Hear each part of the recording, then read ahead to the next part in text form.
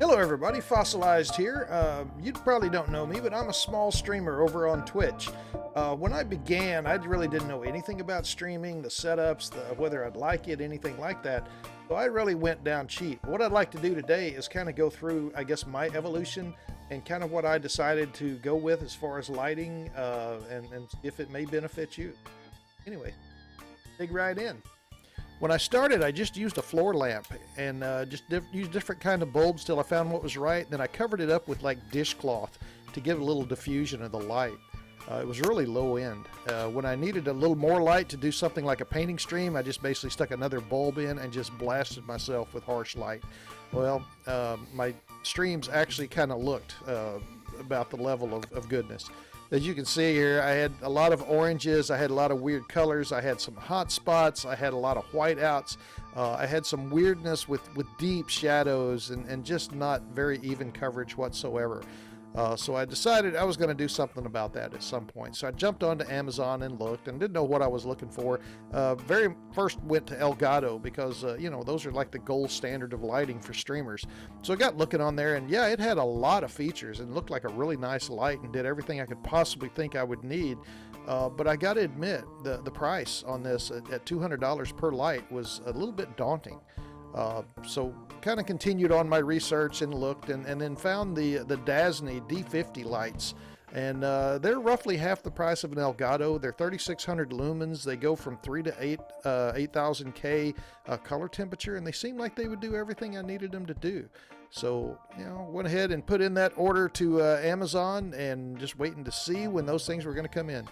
Well, here they are. They showed up. So there was my Dazzne professional lighting, you know, kit. So I had everything I needed. So here's the unboxing of the thing.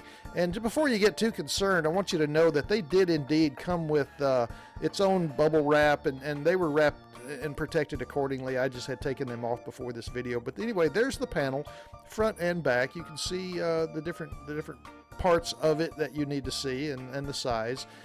It also comes with a power supply, but you can also run this thing off of batteries, which I will say are not included as part of this package. You have to buy those separately. But the AC adapter just plugs in the back and just works like a champ. It also came with the mounting hardware, and in this case, the one I went with was going to be for a desk mount, so it had the little screw type thing to put tension on the desk, and then it had the telescoping rod so you could set the height to whatever you need it to be, and all this goes together very nicely. The tube actually just screws onto the little mounting C-clamp there that would attach to your desk, and all this just plugs right into a socket on the bottom of the light. More importantly, this light came with a remote control, because where I was going to mount mine was going to be on a desk up against a wall where it was going to be hard to reach. Oh, thank you, Vanna. And then finally, we have our little Velcro strips where you can try to do something and manage your cabling. Well, I installed that on my desk, took the light, went ahead and just, you know, mounted it on the tube. It just slides right on, and you just tighten a little thumb screw on the side, and then you can adjust the height wherever you want it with the telescoping tube. There's a knob at the top that lets you change the angle of the light, so you can pretty much set any way you want that thing to be hitting you. Finally, plugged in the power supply and turned this thing on, and we were ready to roll. And here we're looking at the back of the device. We use the power switch. You can see the intensity level as well as the color temperature. There's some items on the bottom we'll talk about in just a second. There's a little rotational wheel on it that you can use to set both the intensity level and by pushing this button in the center, you can change it and set that color level as well.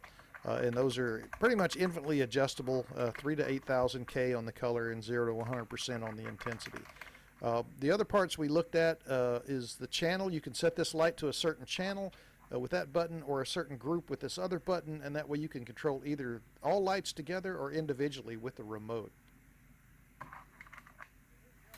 And here we are, we're in studio right now. I have the green screen down behind me just like I would have for a normal stream, except I have the lights off right now. So go ahead and fire that up. Where I normally run is about the 10% intensity, down in the 3000K range, probably 3300, something like that. But I will say these lights get bright enough. They actually can get very painful to look at on the highest intensity. And now when I'm doing a painting stream behind me and I need to light up more of the room, I can just crank these things up and they give me a nice even light all over the place. So when you're in a room and you have that harsh down light, you can all turn that off and actually just use the key light if you want to go ahead and light the room from that direction. Sometimes that doesn't give you quite as much, but it does definitely have the power to fill this space. And as you can tell by my expression, it's a little painful to be looking at. So you can back that down, or you can use it as kind of a filler light. So you can actually use the overhead lights, maybe go with a little lighter bulb, and then bring that down so you kind of kill some of that shadowing that you might get if it's just the overhead light. With that said, I'm going to go ahead and try to crank this on up. See, I do have my white balance and my light adjustment on my camera turned off, so you can actually see this, so it won't be trying to adjust out the harshness. You'll see this raw. So here we go. We're cranking on up 50%, and we just keep on going, and now we're up to there's 100% of the light again down at the 3000K level. So that is one, very painful, and two, very difficult on the camera to deal with. That said, you can also change that color temperature if you like. Like right now we're at 3000K. You hit the little button and now we can go up 8,000. Get up and anywhere in between. So up to 8,000. So if you like that blue light a lot better than for you, so it will work. That's pretty much where we are with that. Yeah, I think it does a really good job. It fills in nicely. I don't have the deep shadows that I used to, except right here under the brim of my hat, and that's probably the way I have the light set. Trying to get down to where I go. And so I think overall they've been a very good thing. But wait, there's more. Well, one other feature that this light does is it has some other presets in there. So if you press the center button on the turn wheel and hold it for 5 seconds, it goes into these other settings. And in this case, it is lightning. So right now, this light will do its own little lightning effect in the background. So if you wanted to watch or have lightning going on while you're doing a video or something like that, then there's that option. They have a more dramatic lightning number 2, which is a little longer, more powerful bolt. So again, you can still have that lightning effect, if you want to have that going on in the background to accent your video. The third setting is called screen, and it's basically making the flickers of like a television screen or a projector, so you can have that kind of a thing going. And again, you can set the intensity you want of these. So if you just want the TV to be barely glowing in the background, you can set it way down, things like that. And then finally, there's an SOS. So not sure why you would need your lights to flash SOS, but that capability is there if you want it. So just some of the other features of this light. All right, so we've been talking about what makes this light good, and we've shown some of the features, some of the settings that it's got. It seems to do all the lighting that I need for my stream. I guess item number 1 is economy, and it's roughly half the price of an Elgato key light.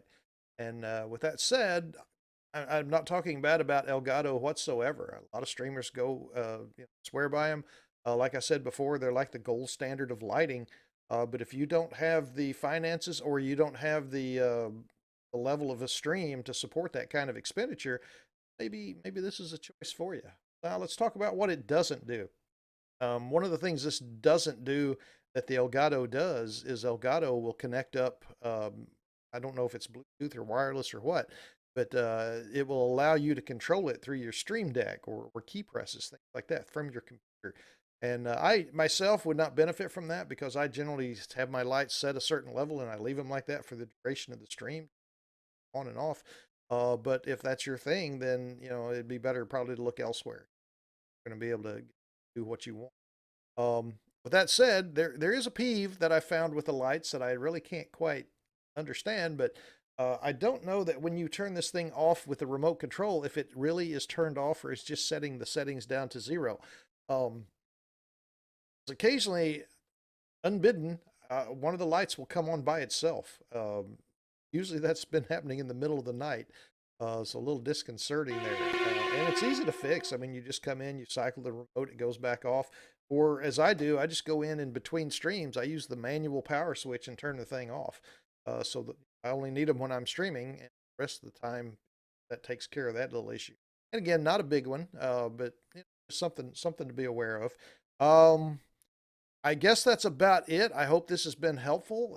Again, I love these lights. I think they're doing everything I need them to do. If something changes, I'll come back and put an update in here and talk about it. But right now, they seem to be fit the bill very nicely. So again, hope this was helpful, and hope to see you on further down the road. Everybody have a great day.